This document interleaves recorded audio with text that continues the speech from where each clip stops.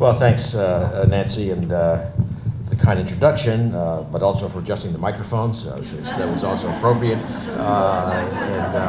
Although the reference to decades of experience was a bit cruel, but it's all right. But anyway, it really is a pleasure to be here with this distinguished group of leaders, and I'm especially honored to be here for a not so subtle reason, actually, in this room. As Chair Sutley mentioned, I was just sworn in on Tuesday, and in terms of messaging, I couldn't be happier. I've had now, on Tuesday I had the opportunity to immediately talk at a major efficiency meeting, yesterday at a climate meeting, and today at a Women in Leadership in Climate meeting. So I think this is pretty good start.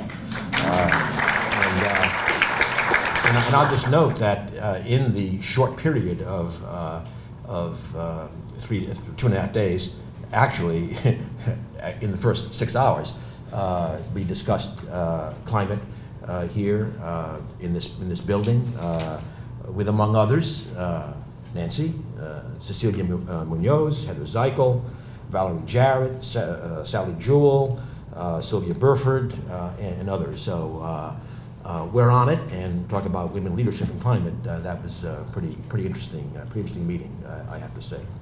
It's also a homecoming for me of sorts. My first government job had an office in this building when I was at the Office of Science and Technology Policy, and then of course went to the Department of Energy during the Clinton administration.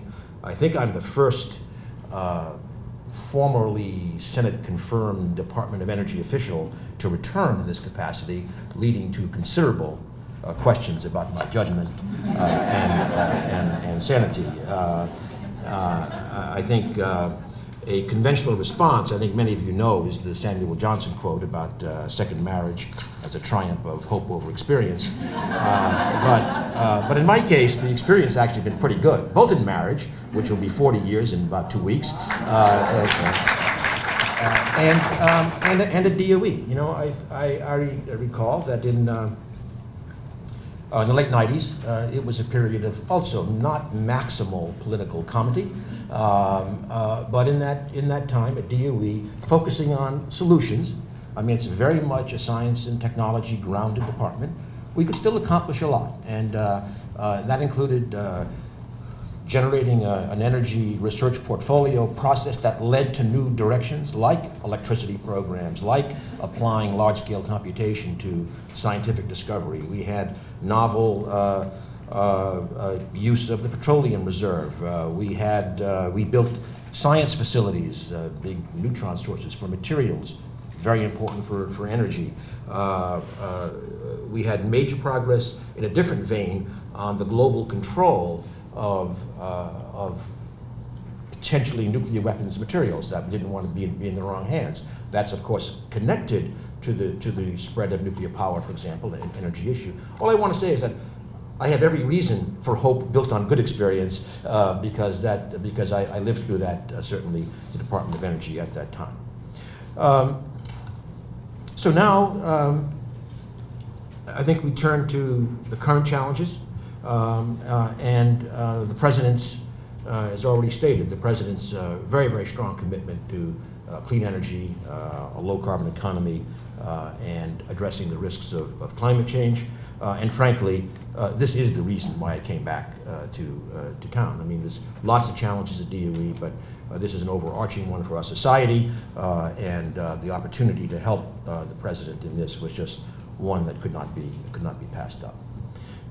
So the President, I think, if you kind of talk about a string of relevant to this discussion objectives, of course, economy and jobs is critical, climate critical, clean tech is critical, reduced oil dependence is critical, and I think we're going to talk a little bit about the agenda as to how all these things come together in ways that reinforce our approach to the climate challenge. I will note that in his second inaugural address, one quote, the President said, "We the people still believe that our obligations as Americans are not just to ourselves, but to all posterity. We will respond to the threat of climate change, knowing that the failure to do so would betray our children and future generations." In that context, I like to say that I'm not here to debate what's not debatable. The threat from climate change is real and urgent. The science fully demands a prudent response. Just this month, as you know, I mean, it's kind of symbolically hitting essentially 400 ppm CO2.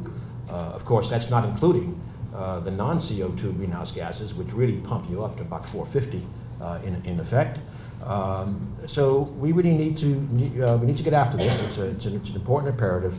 And now the question is, what are the solutions? And this is where there is, in fact, now what I would call legitimate debate. Let's debate the solutions as opposed to the driver. So again, economy and jobs, climate, clean tech, reduced oil dependence. Let me say a little bit about some of the areas that we intend to emphasize at the department over the next 3.5 years, roughly. And we're going to start with energy efficiency, classic win-win-win situation, an area that we certainly intend to try to amplify the efforts of the department and the administration with a strong full-court press. And I think we look to do this kind of, across the board. It's in appliance standards, it's in buildings, it's in industrial processes, it's in vehicles, and maybe just say a few words about those. I mean, appliance standards, the standards put in place in the last 4 years are projected to save almost $2 trillion over 20 years. It's important, but there's a lot more sitting there in the queue. We all know that we need to kind of accelerate the pace getting these out, and that's something that we are certainly going to work very, very hard at. In terms of buildings, just yesterday we were able to put out the scorecard on the Better Buildings Challenge, working with our partners in the kind of commercial and industrial arenas to go after the president's goal of a 20% reduction beyond baseline by 2020, and the partners are reporting in. We're on track. I mean, we've got to keep at it. We can't relax, but we're kind of on track.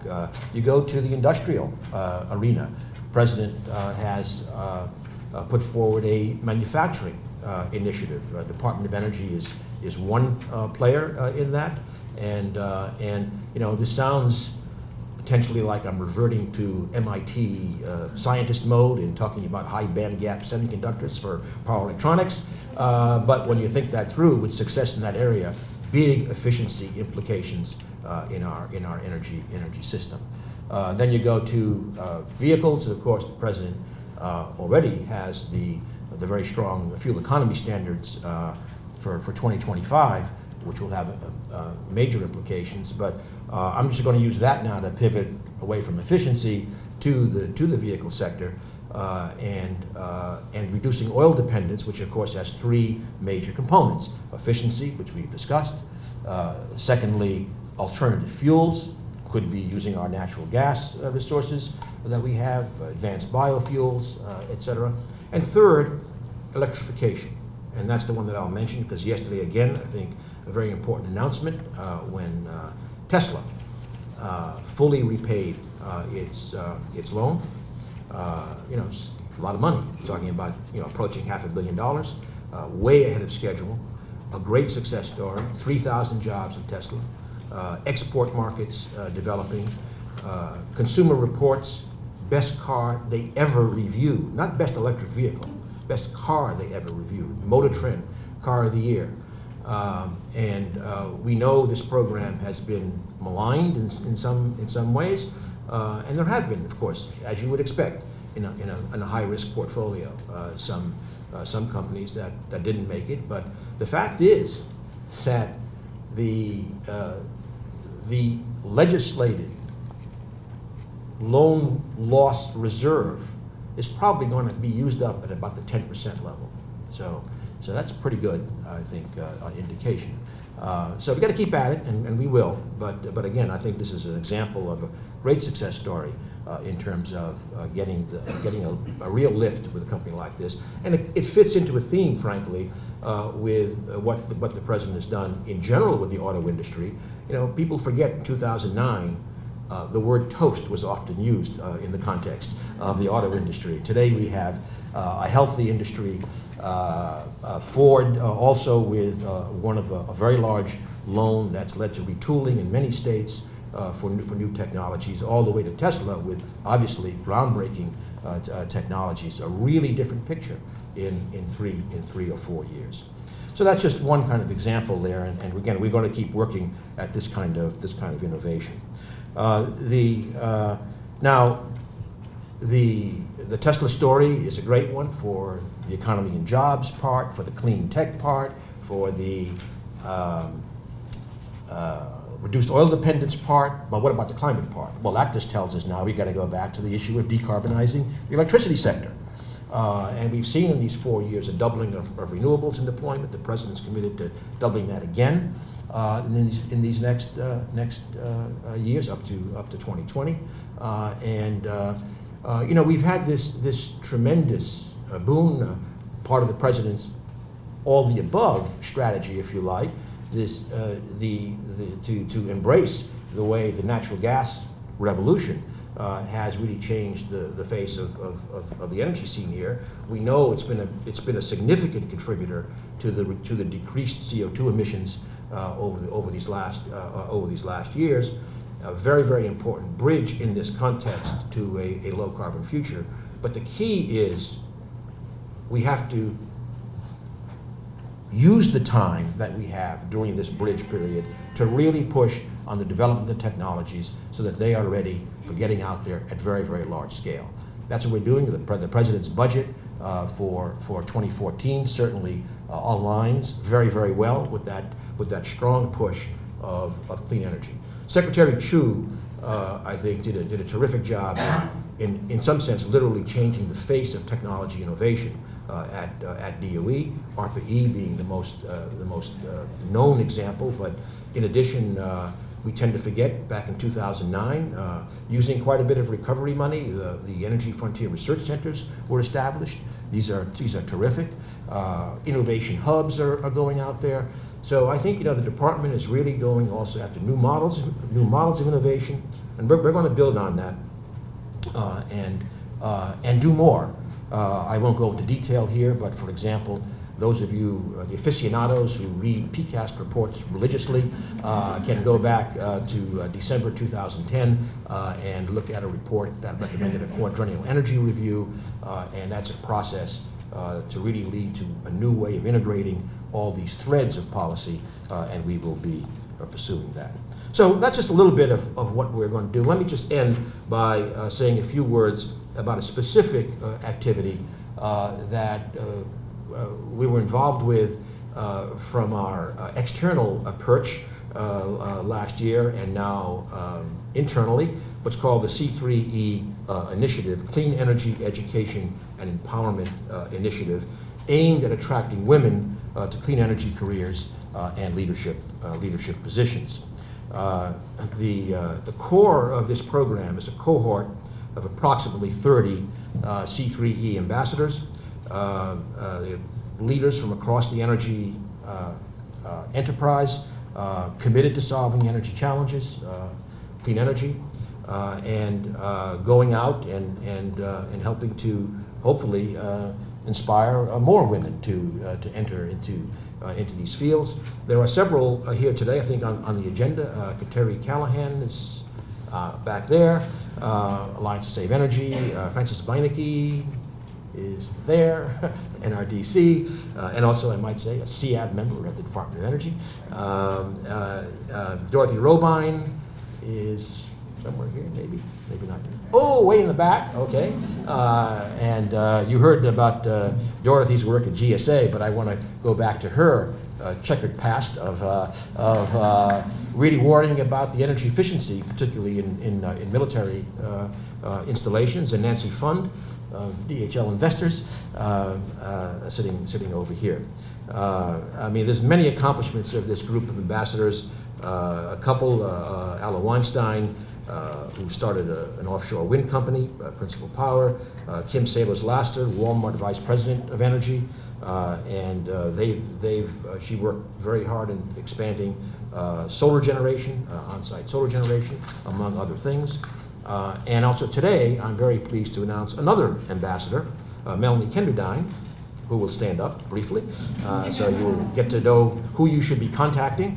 Melanie is not a veteran of the DOE like I am. I mean, right now, I've been there 3 days, she's been there 2 hours, but she was in many ways the driving force of the C3e Initiative, and I'll explain how that comes together briefly. This was really, the whole thing was an initiative of the Clean Energy Ministerial. Melanie participated in a panel in Abu Dhabi in the ministerial, and I think it's fair to say came back and talked with DOE and kind of said, well, let's do it. Let's get something done. Melanie was, I should say, she was previously head of policy at DOE in the Clinton administration. The last 6 years or so, she's been served as the executive director of the MIT Energy Initiative, which I was leading until 3 days ago.